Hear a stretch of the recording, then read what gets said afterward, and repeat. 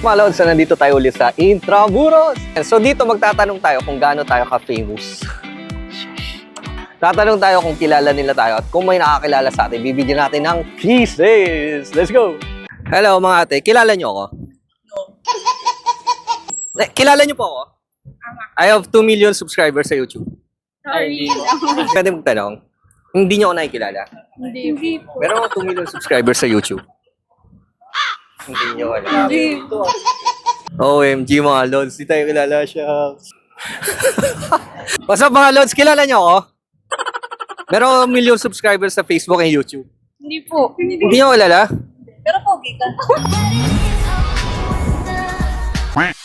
Kasi kami pogi ako, kisses ah. Yeah, thank you. Excuse me, nakikilala niyo ako? Ako yung kuya mo. Joke lang. Ate, kilala mo ako? Hindi po. Ah, sige, bye-bye. Ate, kilala niyo ako? Ay, bye-bye. Bibigyan ko kita ng 1,000 pag may nakilala sa akin.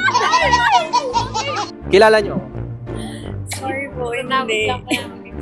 Kasi meron ako 1.2 million subscribers sa YouTube. Kung makilala niyo ako, may premyo kayo sa akin.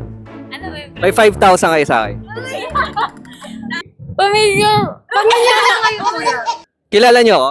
Oh, si Lodi!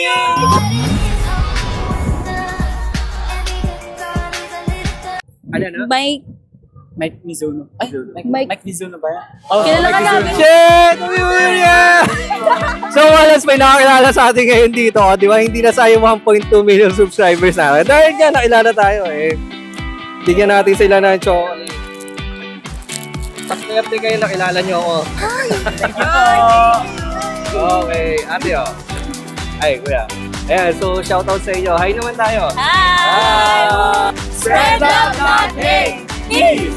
Hindi. Kunwari, ganito, tatanungin ko kayo ulit. Tapos, sabihin nyo, kilala nyo ako.